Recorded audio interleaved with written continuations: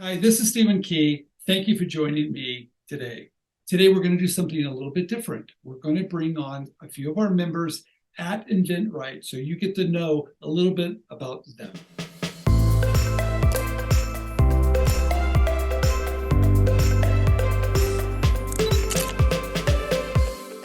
Okay, everybody, Stephen Key here, and I'm so happy to have a guest. I'm going to introduce him in just a minute. What we're going to do during this interview session is really for each and every one of you to get to meet some of our members at inventRight, to understand a little bit about what they do and maybe about why they joined inventRight and maybe where they are before they joined inventRight and what they're doing now. But the goal is to really understand why people are even doing this. So, Fred, welcome to this first interview of this series of really shining the light on our members. Thank you. Thank you very much. So first of all, what is your full name? Because Fred's your middle name, right? What's your full name? Well, my on my birth certificate, it says William Frederick Shaw Jr. Okay. But interestingly, over the years, I would change it. Everyone who knew me in the fifth grade, my name was Billy. Okay. Sixth grade, it was Bill. And what I would do is use my official name as William. So if anyone called me asking for William, I know that's a bill person or a bill collector, that is, or someone who doesn't know me. So if you said and addressed me by Fred, I know you're someone who really knows me. So if people who really know me as Fred. Well, thank you for that honor, Fred. But let's start this off by, I want people to understand a little bit about you. What do you do? Because you do something kind of remarkable, right? I mean, you're a doctor, right? I mean, tell us about what you do. So a little bit about you. All right. Well, I don't know if that's the most remarkable thing I do. I think maybe most remarkable is keeping my teenagers in line. I've got a 15-year-old, 14-year-old, and 13-year-old, two boys, the oldest, 15, and my youngest is the 13-year-old. Freddie, after me, this third now, Samuel and Vivian. Married to my wife, Bridget, for the last 23 years. And yeah, well, I was born in Chicago, grew up in Louisville, Kentucky, started my college career at Cornell University. Then I went to Michigan, at the University of Michigan, to do medical school, and then Henry Ford in Detroit to do residency, and then to University of Minnesota for fellowship. And my first job out was at the Cleveland Clinic for 5 years, and I went to the Marshall Clinic. I've been a cardiologist for 30 years. Okay. Wow. But you're also an inventor too, though, right? How does that all fit in to raising a family and having a professional career? How does that fit in? Well, it's kind of interesting. The kids will say good night. I'm usually in the room, as they say, grinding. You're grinding, Dad. You know, that's good. So I think that's a good model for them to see. So I think we all have, if we're working full time, our 40-hour work week, and then the fun work begins, or the hard work begins, and doing your invention stuff. So this was really tipped off for me because I've had ideas. I think we all have ideas, and we just don't act on them. But it was tipped off when I had the idea, and it just kind of settled in, and it's kind of been dormant. And I called up one of my buddies that I've gone to conferences with, James Warren, and I come to find out he passed away. And I called another guy, and he passed away. And I'm thinking, man, I talked to him about these things. We shared ideas, and any ideas he had are gone with him. I thought, I got to get this out. Whatever happens, that was a wake up call for me. It's strange, a little morbid, but I said, I got to get this out. So that was the impetus to really get the ball moving. Well, how do you do it with raising a family and with all the things you do? How do you do all this? How do you find time to do this? I think you find the value in everything you're doing and just pull your full energy in it. And it comes from the effort of everything you're doing. At work, I enjoy working with my patients and making a difference. With the family, that's kind of fun. It's a diversion, right? It's different. It's work, but it's a different kind of work. Taking them to their games. We have travel softball and going to the games and things like that, and sharing and being present in that moment. And then it's kind of my alone time where I get to work on something and wonder if I can really create this. Can I do this? Can this happen? Where is it going to go? I'm excited about what could be. But the process itself, although rigorous, it's fun too. Okay. Because I know it's a lot of us that are raising families. We have a full-time job. I think we're tired at the end of the day. How do you? Yeah, you're tired, but it's not going to get done unless you do it. So, I like to see the progress that I'm making, and every day there's something extra that's put into it, and I'm thinking we're getting there. I want to see what happens at the end of the road, regardless of what happens, you know.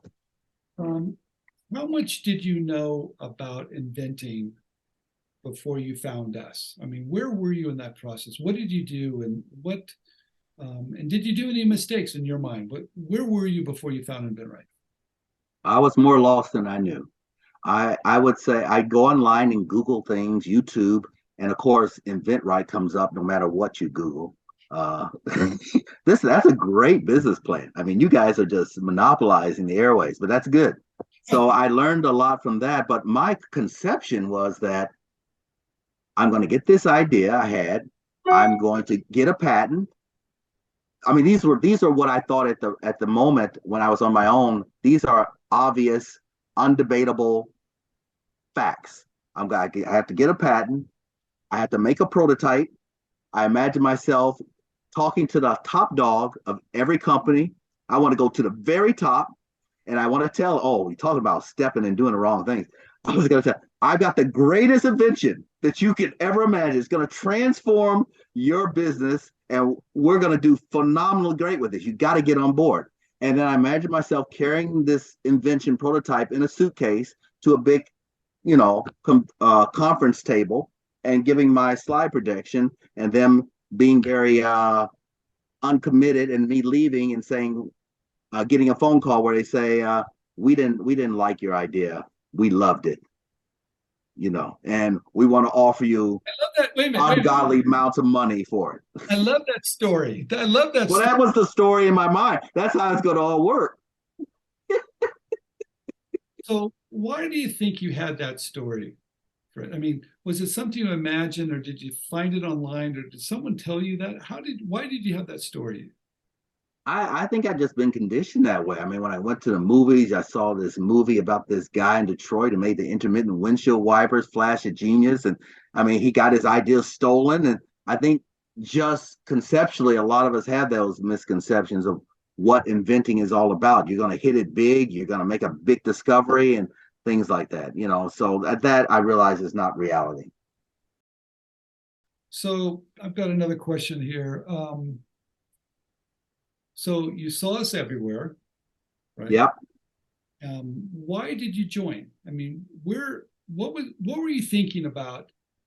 Had you made any mistakes, or maybe you didn't? But why did you join? Because you have this vision and you're working on it. Why take the change to join? I, I saw a couple other sites and they looked a little schemy and suspicious. Um, and like that saying goes, you don't care how much someone knows until you know how much they care. And I felt from the dialogue and the repetitiveness of what was being said in your interaction with Andrew and the other people on there that truly this was a business model built on caring. You can care for someone, treat them fairly, and still make money. And that's what I liked about it. I liked the insight that you were giving. It was a little different. Um, there's a lot of stuff online that you can learn a lot from, but I felt ultimately I wanted to join because I wanted to be part of this student group that you guys kept referencing. And I felt like I need someone to truly guide me and coach me through this one-on-one. So that was the big selling point. Okay. So you join. Mm-hmm. Talk about that experience. Was it different than Well, you thought, or yeah? Tell us about that. After. I think it was, I joined. We don't know really what we're getting into. It's nice to be a part of a community. I felt that even aside from the coaching, just seeing other people's faces. And I think you're right. If everybody, in my personal opinion, put your face up there, be present, I think it makes it more intimate, right? Rather than having black squares. If everyone did that, this whole system would be a lot more less intimate. So, nobody's looking or cares about how you look or, et cetera. Just, be present, be active. And I like that, hearing some of the success stories of folks, hearing some of the failures, and and ideas of moving forward. Even if I didn't learn a whole lot in one session, it was still encouraging and motivating just to see everybody online. And I would like seeing the faces that I was seeing over and over again, because that shows a level of commitment too. Hey, same faces are showing up to class. That's great. Um, and then the coaching just took it over the top, because I think you guys do a good job of matching folk up based upon their background and their project with the right instructor. And so we've made very good success. And I made a point of having meetings weekly, even though I didn't think we had much to say. I didn't think, well, I'm not going to have much next week, but I think that's another very important thing. Just make a meeting anyway, because you'd be surprised. That keeps the momentum going. If you don't do that, you might want a meeting every month or every 2 months, and then you really get stagnant. So, Okay. So has your idea perspective changed from what you thought to what you're being taught? absolutely, absolutely. Come on, going to the CEO and trying. Oh, God, it makes me cringe to think of what I was going to do. And with an otherwise, I think, good idea, if it's not presented properly, it can be a total failure. This idea of a sell sheet, whoever thought of that? What's that? Or just asking folks, can you present your sell sheet, a sales video, the whole concept, even what you preach about a lot about, you don't necessarily need a patent. A provisional application is fine, right? So those kind of concepts I never thought of. And some of the reality to it. Um, we have a program called Smart IP. Have you used that yet by any chance? By the time I entered, I already had a provisional patent, so I didn't use that. Yeah. How about Design Studio? Have you used that yet? Are you going through that? I have. They've made some tweaks on what I otherwise thought was a pretty good presentation when Karen and I put our kind of a basic sell sheet together. They did a great job, but I wouldn't say I got a full flavor of what they can do in their artistry of design, because it was pretty good. They just add a few little tweaks and bells and whistles, but it was pretty much solid when we presented it. So let's talk about your coach for just a minute, Karen. Karen Steinbach. Yeah, what do you think about her? How is she helpful? Is she prepared when you get there? Does she keep you on track? Yeah, I think she will motivate you and guide you as much as you're committed to doing whatever you're doing. She's not one who's going to be overbearing and say, you got to get this done. Come on, Fred, you said she's there totally support you to the level that you want to be supported. And that works well for me. We set modest goals from week to week, and I can see the momentum and excitement is growing, because we're seeing our ideas come to fruition. Tonight, I'm going to share with her my cell video, I think, and I've got some questions, because it's a little bit longer than the ideal. But again, in inventor's mind, he's got reasons, or she has reasons for why they're doing all their unconventional things. And in their mind, it makes sense. But I need a reality check and let her look at it and say, what do you think? I'm going to try and step away from this. Is this too long? I think it plays well, even though once you look at the timer afterwards, it's a little long. Yeah, I think having a second pair of eyes is always very critical. Right, right. And the fact that she's in the medical field, and she's gone through the process herself, I think that's very key. This whole generation of what you've created here of students that you treat well, that are productive and essentially learn the system, and then can be ultimately teachers of the same. I think it's phenomenal. It's going to be self-generating. Yeah, I think what's happened that some of the students were found this so fascinating. They wanted to continue their education, but they wanted to help the next person as well. And they're Right. well versed in it. They know exactly what to do, and they know the pain too. They know the issues, and they know how to guide our students through it. So I think. Mm-hmm. Last question: what Yeah. would you say to someone that's just starting out? What would I tell someone who's just starting out? Starting out, they've got an idea. What would you tell them to do? Okay. And I got it. Number one, and probably number two and number three, all by the one. It'd be, whatever your idea, no matter how great it is, don't jump in bed with it right away. Meaning, Don't over imagine it and love it before you've really vetted it. So date it, you know, have other friends be around it, learn, do something much more casual. And by that, I mean, do prior art, look at it very, very critically and try to disprove, try to show that this idea is not a good idea. You got to be in that vein. Really, really do your due diligence. And even if you find something similar, like you always talk about, find a point of differentiation and go from there. But don't be afraid to look and truly look high and low to make sure there aren't things that are similar or similar enough to yours that's going to cause you an issue, because you don't want to go and romance this thing and you're so delusional and later find out all your work was for naught because this thing already exists. So that's number one. Number two, I would say follow this plan that you've laid out here, this idea of provisional patent. Do that and then immediately get to work. Immediate, because it sounds like a year. Oh, I got a year. I got a year. Come on, I got all set. No, it's a year is no time. You got to get going on it right away and get that sell sheet together. Now I'm talking in uncharted waters right now because I have not seen the fruition of what a sell sheet can do for me. It makes sense, but eventually I think I'll be talking in a way that I know, but it makes sense. Get your sell sheet, do what we've said on this show with the LinkedIn and follow the steps. And I think you have the best likelihood of succeeding in that vein. Very good. I'd also say, the other thing about it is all the friends and people you can meet, the connections you have, that it's just motivating. I mean, it's good to be a part of this fraternity and this group. Mm-hmm. Yeah, I don't think you have to be alone. In fact, Right. I think if you look at anybody that's successful, they've had a team. They've had other people supporting them, keeping them accountable.